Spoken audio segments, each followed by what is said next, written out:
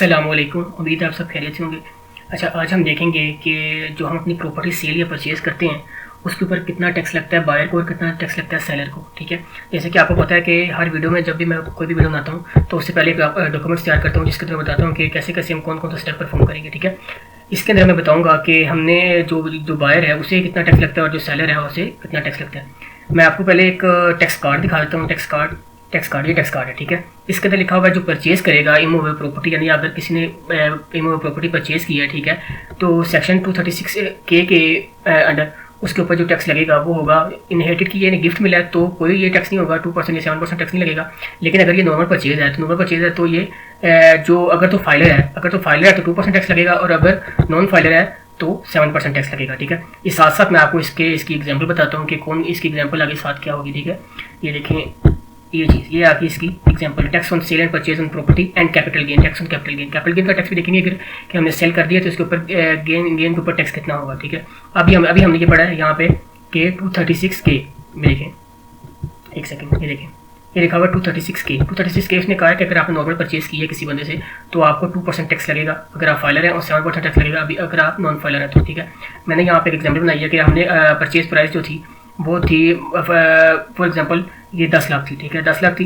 अब हमें देखना है अगर तो हम फाइलर हैं यानी एक्टिव टैक्स पर हैं एफपीआर के अंदर, एक एंटिन बना होना और बात है और एक एक्टिव टैक्स पर होना अलग बात है। ठीक है, मैंने एक वीडियो बनाई हुई है, मेरे चैनल पे पड़ी हुई है, उसके अंदर आप देख सकते हैं कि जो एक्टिव टैक्स पर है वो हम कैसे हो सकते हैं। 1000 रुपये का चलान जमा करवाना होता है तो हम इजीली एक्टिव टैक्स पे लिस्ट में शामिल हो जाते हैं। ठीक है, अगर आप एक्टिव टैक्स पे लिस्ट में शामिल हैं तो आपकी प्रॉपर्टी के ऊपर टैक्स कितना होगा, ये देखें, ये जो परचेज प्राइस का 2%। ठीक है, ये परचेज प्राइस का 2% यानी कि 20,000 टैक्स होगा, और ये आपकी एक यानी 10,20,000 एक कॉस्ट आप कह सकते हैं, आपकी ये कॉस्ट बन जाएगी, 10,20,000 कॉस्ट आपकी बन जाएगी। और अगर आप नॉन फाइलर हैं, अगर आपने अपनी रिटर्न पिछली विद इन ड्यू डेट जमा नहीं करवाई तो फिर कितना टैक्स होगा आपकी प्रॉपर्टी के ऊपर। ठीक है, आप ये देखें, ये फॉर्मूला लगा हुआ है, फॉर्मूला ये है कि इसका 7%।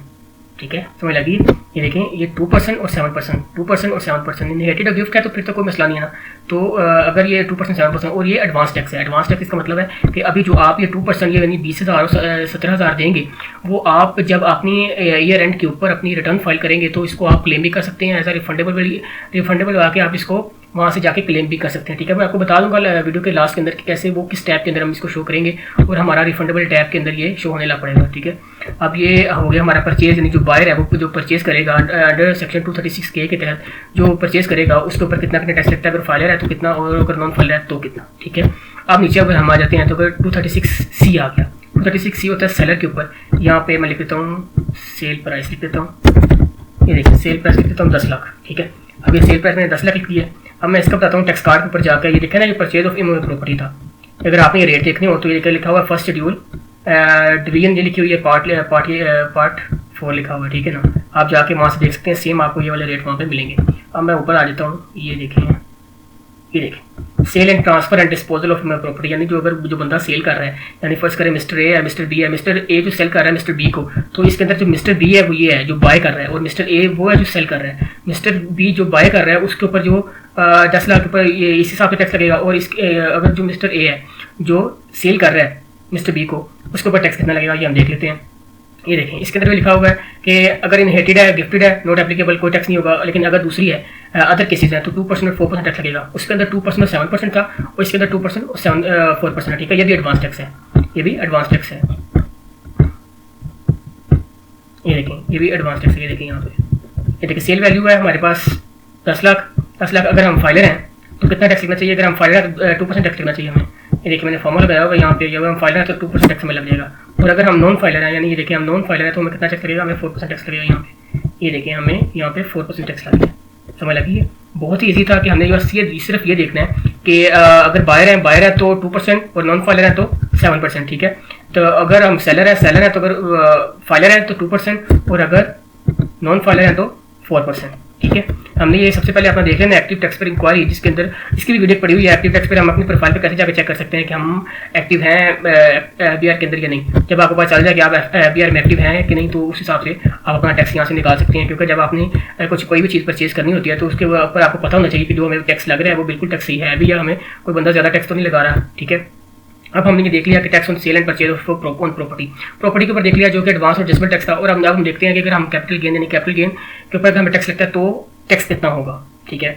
इसके लिए मैं ये ओपन कर लेता हूँ। ये देखें, ये वो इसके अंदर बताया गया है सेक्शन 37(1)(a) के अंदर हमें बताया गया है rate of tax in case of capital gain in property. अगर हम अपनी प्रॉपर्टी सेल करते हैं, ये सिर्फ सेलर पे लगता है, ये इसके अंदर बायर वाला कोई चक्कर नहीं है, बायर का कोई टैक्स नहीं लगता। जो सेल करता है हमेशा उसके ऊपर ये कैपिटल गेन का टैक्स लगता है। Shall be following with the purpose of calculate tax, holding period के हिसाब से हमारे ऊपर ये टैक्स यहाँ पे हमारे ऊपर लगता है, ठीक है। अब इसके अंदर 3 चीज़ें देती हैं। अगर आपने प्लॉट सेल किया है, अगर आपने कंस्ट्रक्शन प्रॉपर्टी यानी घर बना हुआ था वो सेल किया है, या आपने फ्लैट वगैरह वो सेल किया तो उसके उस हिसाब से कोई टैक्स लगेगा। अगर तो आपने 1 साल के अंदर मतलब 1 साल के अंदर ही परचेज किया, उस 1 साल के अंदर इसको सेल कर दिया तो उसके ऊपर जो टैक्स होगा वो आपका 15% होगा। अगर वो हाउस है तो 15% 15%। अगर आपने 1 साल मतलब होल्डिंग पीरियड यानी कि पिछले साल परचेज किया था और इस साल अगर आप अगले साल उसको सेल कर रहे हैं, यानी कि होल्डिंग पीरियड यानी जितनी देर आपके पास आपके नाम पे रहा, अगर वो 1 साल से ज़्यादा है और 2 साल से कम है तो 12.5% लगेगा। और अगर 2 साल से ज़्यादा है और 3 साल से कम है तो 10% लगेगा।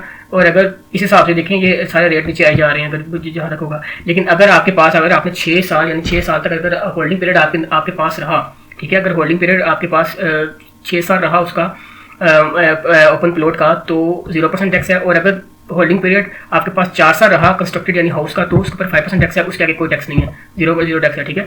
मतलब 5 साल से ऊपर अगर आपने अपने पास ये हाउस रख लिया तो उसके ऊपर 0 टैक्स है, ठीक है।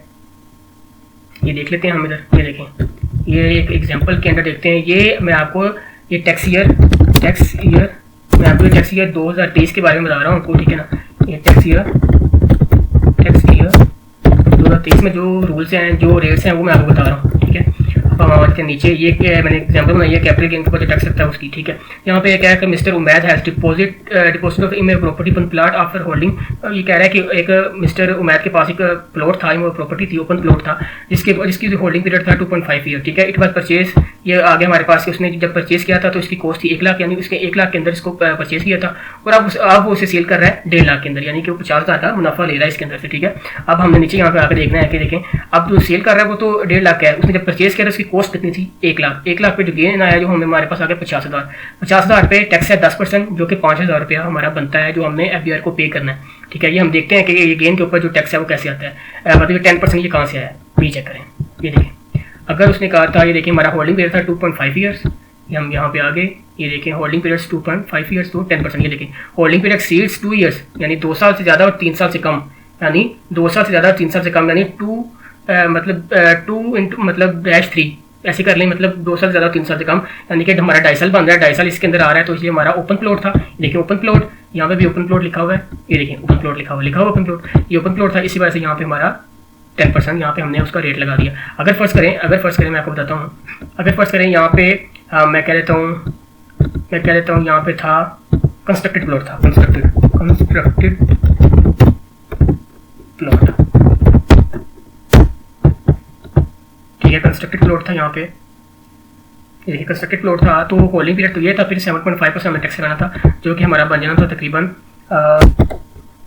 जी। ये मैंने आपको भी बताया है कि अगर तो हमारा कंस्ट्रक्टेड प्लॉट है ना, यानी अगर ओपन प्लॉट है वो मैंने आपको बता दिया, लेकिन अगर हमारा कंस्ट्रक्टेड प्लॉट है तो वो हम देखेंगे कि हमारे पास गेन कितना है, 50,000 पर 10% टैक्स नहीं लगता है, 50,000 पर टैक्स कितना लगता है। यहाँ से हम देख लेते हैं कि हमारा होल्डिंग पीरियड है 2.5 ईयर, यानी कि एक्सीड कर गया 2 ईयर्स एक्सीड कर गया, ठीक है। ये देखें 2 ईयर्स एक्सीड कर गया हमारे पास, ये 2 ईयर्स एक्सीड कर गया, ये देखें 2 ईयर्स एक्सीड करके but does not exceed 3 years, यानी 2.5 ईयर इसके अंदर आ रहा है। और हमारा ये कंस्ट्रक्टेड प्रॉपर्टी है 7.5% टैक्स लगता है, ठीक है। अब हम यहाँ पे आकर देख लेते हैं कि 7.5% टैक्स जैसे लगाना है हमने, हमारा गेन कितना था 50,000 गेन था, इसके ऊपर हमने टैक्स लगाना है 7.5%। ये देखिए हम यहाँ पे मैंने टैक्स लगा दिया, हमारा 3,750। अगर इसके ऊपर 10% मैंने टैक्स लगाया था, अगर ये ओपन प्लॉट था तो ये कितना बना था 5,000, और ये 3,750 हमारा टैक्स निकला है। ये टैक्स आप जब निकाल लिया, जब आप अपनी 2023 की रिटर्न जमा करवाने लगेंगे तो उसके अंदर जब आप अपने गेन यहाँ पर डालेंगे तो वो आपको इतना ही 5,000 का टैक्स निकाल के आपको दे देगा, ठीक है। ये हमेशा याद रखिएगा कि ये जो कैपिटल गेन का टैक्स होता है वो हमेशा सेलर ने पे करना होता है, बायर का गेन से कुछ लेना देना नहीं है, क्योंकि उसने ही प्रॉपर्टी परचेज की होती है और वही प्रॉपर्टी सेल कर रहा होता है, यानी कि उसके ऊपर इनकम कमा रहा होता है, क्योंकि प्रॉपर्टी इसमें रखी हुई है और अब वो सेल कर रहा है तो उसके ऊपर इनकम ही वो ले रहे हैं ना, ठीक है। इसके बाद ऊपर आ जाते हैं, ये एक छोटी सी वीडियो थी जिसके अंदर मैंने आपको सब कुछ बता दिया कि जब हम अपनी प्रॉपर्टी सेल करते हैं या परचेज करते हैं तो उसके ऊपर कितना कितना टैक्स लगता है। आपने देख लेना कि हम किस तरफ खड़े हुए हैं। अगर तो हम बायर हैं तो आपने देख लेना नीचे आके बायर हैं हम कोई चीज़ परचेज कर रहे हैं तो उसके ऊपर आपने देख लेना कि अगर आप फाइलर हैं तो 2% टैक्स लगता है, और अगर आप नॉन फाइलर हैं तो 7% टैक्स लगता है। फिर आपने देख लेना कि अगर हम अपनी प्रॉपर्टी सेल कर रहे हैं, प्रॉपर्टी सेल करने पे अगर आप फाइलर हैं, तो ये मेरी कंप्लीट वीडियो मैंने आपको बताया कि मेरे चैनल पर पड़ी हुई है, जिसके अंदर आप देख सकते हैं, कंप्लीट देख सकते हैं कि हम फाइलर हैं, एक्टिव है या नॉन एक्टिव हैं। अगर आप नॉन एक्टिव हैं तो 1000 का चालान जमा करवा के आप 10 से 15 मिनट के अंदर फाइलर हो जाएंगे, ठीक है। ये अगर आप फाइलर हैं तो 2%, अगर आप नॉन फाइलर हैं तो 4%। मैंने आपको वहाँ से टैक्स कार्ड पे जाके बता दिया कि रेट कौन कौन से किस चीज़ पे लगते हैं। अगर तो आपको पीछे से मतलब विरासत में मिली हुई है ये प्रॉपर्टी सारी, तो फिर आपको ये टैक्स नहीं लगता, ठीक है। जो ये मैंने बताया tax on sale and purchase property और टैक्स ऑन कैपिटल गेन भी आपको बता दिया। ये जो टैक्स होता है ना, tax on sale and property, ये 236 और सी वाला, ये एडवांस टैक्स होता है, एडजस्टेबल टैक्स होता है। जब आप 2023 की अपनी रिटर्न जमा करवाएंगे ना, तो उसके अंदर जो भी आपका कोई टैक्स निकलेगा, अगर कोई फर्ज करें आपका कोई लायबिलिटी निकल रही है तो उसके अगेंस्ट ये एडजस्ट हो जाएगा, क्योंकि ये एडजस्टेबल है। अगर आपकी कोई लायबिलिटी नहीं निकल रही है, आपका कोई टैक्स मतलब इतना आपकी इनकम है जो 6 लाख से कम है, जो आप सैलरी फर्ज करें सैलरी कमा रहे हैं, उसकी 6 लाख से कम है उसकी इनकम आपकी सालाना, तो आपके ऊपर कोई टैक्स नहीं लगता। तो फिर ये जो आपने 20,000 17,000 दिया होगा, ये आपको FPR से रिफंडेबल यानी वापस मिल जाएगा, ठीक है। आपको इसके अंदर से कोई भी परेशानी होती है, मतलब आपको नहीं बचा रहा कि कौन सा टैक्स कैसे लगा हुआ है, तो आप डिस्क्रिप्शन के अंदर मेरा नंबर है, व्हाट्सएप ग्रुप है, आप व्हाट्सएप ग्रुप भी ज्वाइन कर सकते हैं। मेरा नंबर है, आप वहाँ से मुझे कॉन्टैक्ट कर सकते हैं। मैं इंशाल्लाह फ्री होकर आपको जल्दी रिप्लाई कर दूँगा। Thank you so much video देखने के लिए। अपना बहुत ख्याल रखिएगा। अगर आपको वीडियो अच्छी लगी हो तो इस वीडियो को लाइक करिएगा, सब्सक्राइब करिएगा। अल्लाह हाफिज़।